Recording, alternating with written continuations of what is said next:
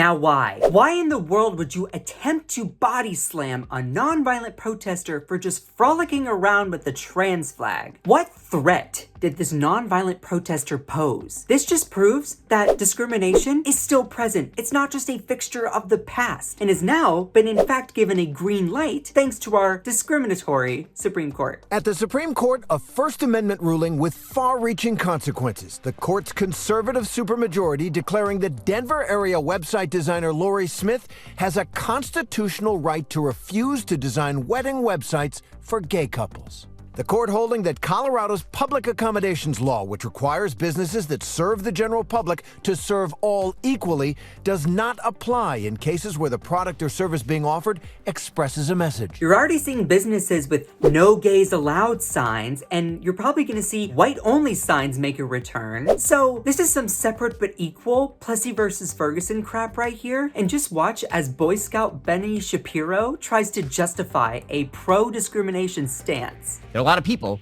who have various characteristics who are gay. The gay community is, in fact, not quite as stereotypical as TV would make it out to be.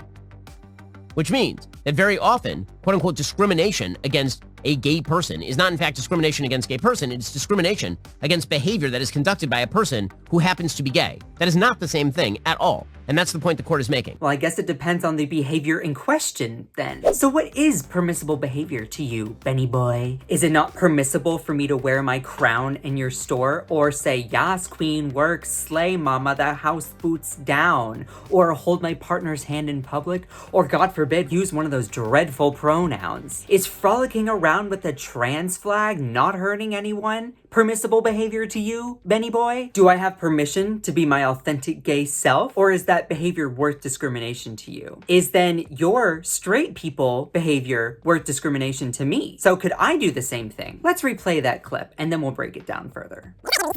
There are a lot of people who have various characteristics who are gay. The gay community is, in fact, not quite as stereotypical as TV would make it out to be.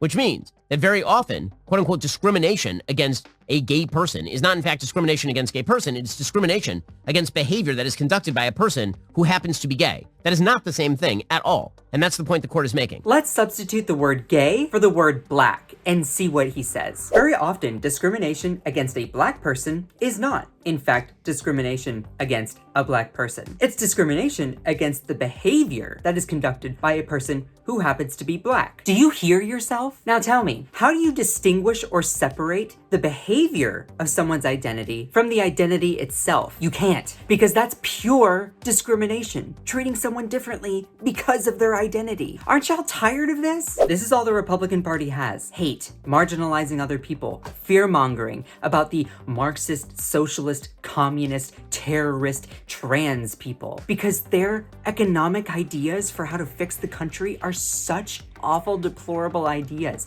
Trickle-down economics, cutting Social Security, letting children go hungry, and doing nothing to fix gun violence. This is all they have to work with. They know that this is their last chance to try to attain power by rigging the rules and marginalizing people even further. This is what they have to do in order to grab power, and we must not let hate win. Now, I have hope, and you should too, because hate does not belong in America. Yes, we are a country founded on the hypocrisy of freedom, but that does not mean that we have to stay where that hypocrisy exists, and we can progress further into a country that is diverse, equitable, inclusive, and equal, and actually believes in the American spirit and dream, not dividing and conquering for economic gain. We must be better than our history, and we cannot afford any setbacks because of a small group of elitists that want to divide us for their own economic incentives. So if you care about democracy, if you care about freedom for all people, not just a small group of elitists,